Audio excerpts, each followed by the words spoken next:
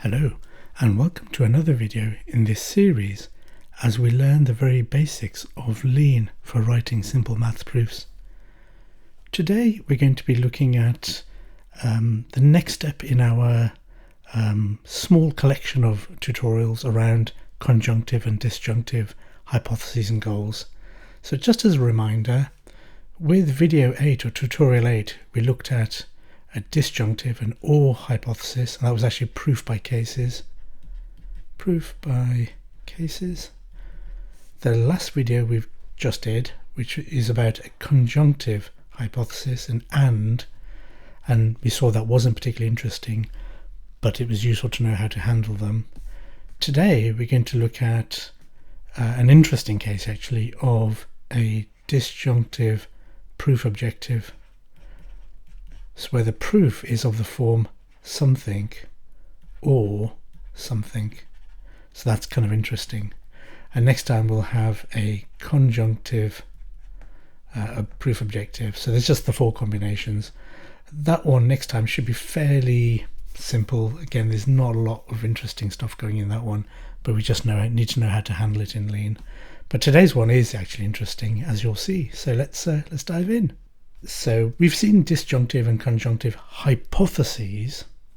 So remember, the hypotheses are the starting point and we work our way through logical argument to a proof objective. So before these two videos we're looking at or and in the hypothesis. Now we're looking at or and next time and in the objective. So that's different. So that's the difference now from hypotheses now to goals. So we're going to look at a disjunctive proof goal. So let's look at an example of that, and here's the task that we're going to think about. So for an integer x, which is -1, the proof objective that we want to get to or show is true is this, which is a disjunctive, a logical or statement. So it says x squared is 1 or x cubed is 1. Now you may say, hang on a second, something's not right here. X is -1, x squared is 1. Yeah, happy with that. That kind of makes sense. But x cubed is 1? Well, -1 cubed is -1, so this definitely isn't right. So what's going on here? Is the task wrong? Well, no, the task isn't wrong. Remember that when we have a disjunctive statement, either P is true or Q is true to make this true, or P and Q are both true, but at least one of them is true, but both don't have to be. So this could be correct and this could be wrong, this could be false, but the overall disjunction is true. And if you think about truth tables, you know, we've got P, Q, P or Q, and got 0, 0, 1, 1, 0, 1, 1. So 0 is false, 1 is true. And then you have, if they're both false, 0, 1, 1, 1. So if this is false, the result can still be true. So that's why it doesn't really matter if one of these is false, always false, as long as there's at least one which is true, and that can make the entire statement true. So initially it might look wrong, but overall we can still work with it. So I've got some slides here. They're online if you want to look at them and read more slowly. There's also a blog which uses more carefully chosen words, if you want to have a look at that, which kind of explains in greater kind of discourse, I guess. So what we've just said, P or Q being true means at least one of P and Q is true, but one of them could be false, that's fine. P and Q is still true. So if we can prove x squared is -1, which was this thing, because we're never going to prove this. This is just wrong. It's always false, so we're never going to be able to prove that's true. But if we can prove this is true, then we can prove the entire disjunction is true. That's the thing to realize. Let's draw a picture, because that's important. If we've got a hypothesis, and our proof objectives are the form P or Q. And let's just say, well, we just need to prove one of these is true, then the whole thing is true.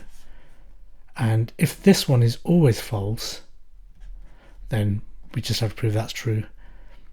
But if we've got a longer disjunction, I don't know, P or Q or R or S or T, we just have to pick one. As long as one of them is true, then the whole thing is true. And sometimes you might want to pick the easiest one to prove. Sometimes you might want to find the ones that are just never going to be true and exclude those. The only time a disjunction is false is when every part of it is false. So I hope that's going to make sense. So for us, that means we just need to prove one of those statements is true. In our case, x squared is 1. Then we can, if we've done that, then the whole statement, the proof objective, is true. So let's write out a fairly laborious proof. But the idea of these laborious proofs is that they're written in a way which makes the translation to Lean a little bit easier, because we're writing in preparation, as it were, for writing Lean code. So we start with a given fact. We've got the proof objective. We never used to write these actually, so sometimes they're useful to write down. We did do it in the last video. And what we're saying is, this is what we're given, these two lines. We're given x is minus 1, and we're given this as a proof objective. But we are deriving the fact that it is a sufficient goal to prove this. So looking at this objective, it's a disjunction. So one of these, if we can prove any one of these is true, then that's sufficient. So we're going to choose this one because the other one is false. We're going to choose that one. And if we've proven that, that's sufficient. So that's the key statement. It's sufficient. And then after that, it's a simple calculation. X squared is minus 1 squared using the given fact. And by arithmetic, it's 1. So we've proven this. And that means if we've proven that, then that disjunction is true. So the crucial point was this idea. If that's not clear, do comment and we'll have a discussion or another video about it. Before we jump forward to look at Lean code, let's explore that idea a little bit more. Now, if the proof objective was different and it was x squared is 1 or x cubed is minus 1, so this is correct now, then both of these things can be proven to be true. Do we prove both? Well, one is sufficient, remember, for a disjunction, and we can pick any one. We have got a choice. We might want to prove this one, or we might want to prove that one. It doesn't actually matter, as long as you pick one out of a disjunction. As long as one is true, then the whole disjunction is true. So we have a choice. So let's look at the Lean code. So not a lot of code, which is good because we don't want to get overly distracted by complicated maths. So it's the same task. We've got x as an integer. We've got a hypothesis that x is minus 1. We've got a proof objective that is a disjunction. X squared is 1 or x cubed is 1. We know this is wrong. Never going to be able to prove that. So we almost have no choice but to prove this one. And we have to tell Lean which one of these we're going to prove. And we use left to say that we're going to prove the left-hand side and not the rest of it. So by using left, we're telling Lean, yes, that's a disjunction, and we're going to focus on this one and prove that, and that's sufficient. If Lean agrees, then we can carry on. And the rest is just a simple calc section like we've done many times before. X squared is minus 1 squared because of the hypothesis here. We're using substitution, and then by arithmetic it's just 1. And that means we've proven that, and that was all that's required. But let's look at the info view just to see what's really going on, because it can be hard to follow this code. It's useful to see what Lean thinks is the proof objective at each stage. So this is the actual code running in VSC, and you can either work with it online using the online Lean environment. There's a link to it from the blog, or you can download all the code yourself from GitHub and work with it yourself. So here we've got x as an integer, x is -1, and we've got the disjunctive proof objective. So straight after that point, we can just check what Lean thinks is the state of play. Lean thinks that x is an integer, correct? It knows there's a hypothesis h, which says that x is -1, and the proof objective that it thinks is relevant is x squared is 1 or x cubed is 1. So that's the state of play at the end of this first line, before left. After left, you can see the proof objective has been shrunk. It's only the first part of that disjunction that remains as the proof objective. The rest has been discarded. So that's us telling or requesting that we want to prove, we think it's sufficient to prove this. If this was not a disjunction, that would not work. It has to be a disjunction. And then we need to prove x squared is 1, and that's an easy calculation. So the familiar calc section.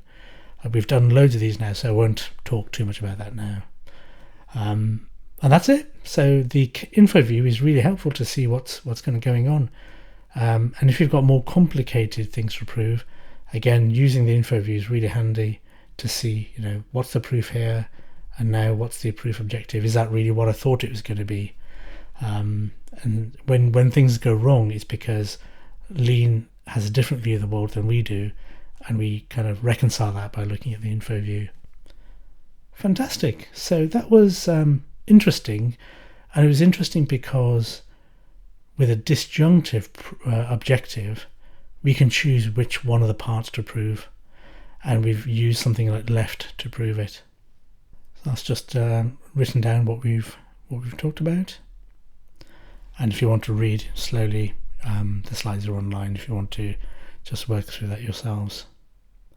And by the way, manipulating that proof goal might seem like a bit of a hack, because we had a proof objective and we used the left instruction, and then we changed what we wanted to prove.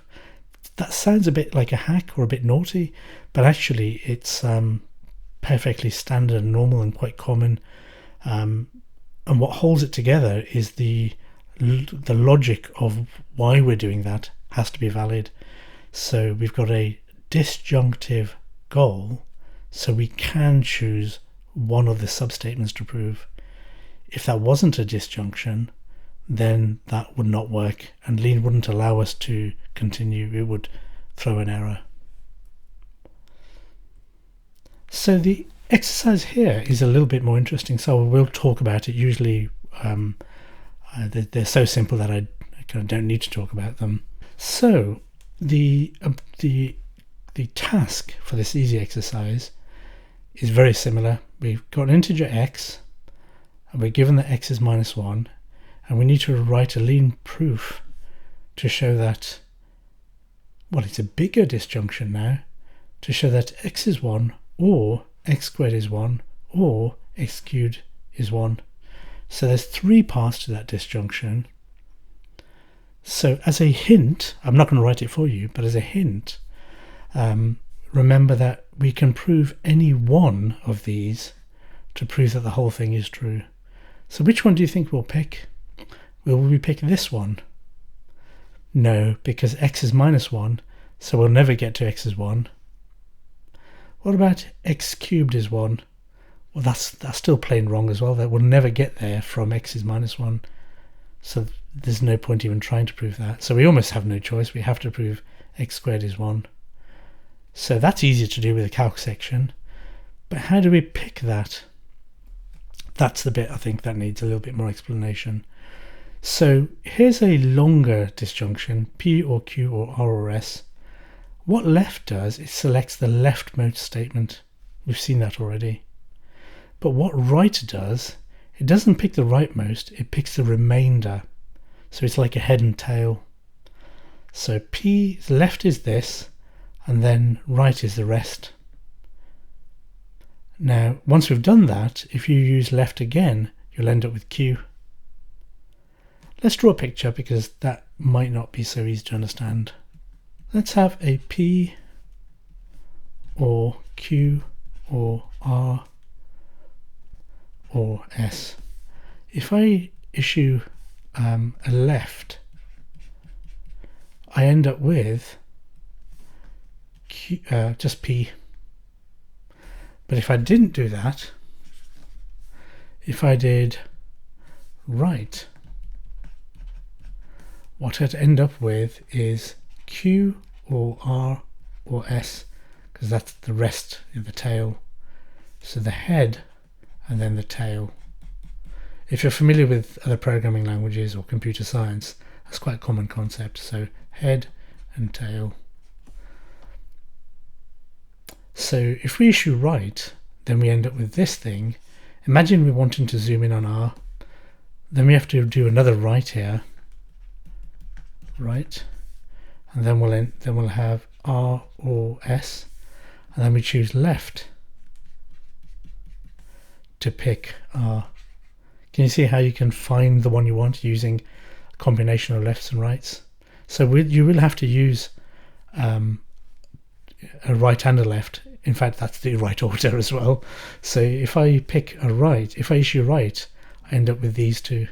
And then a left ends up with this one, which is what we want to prove. So have a go at that.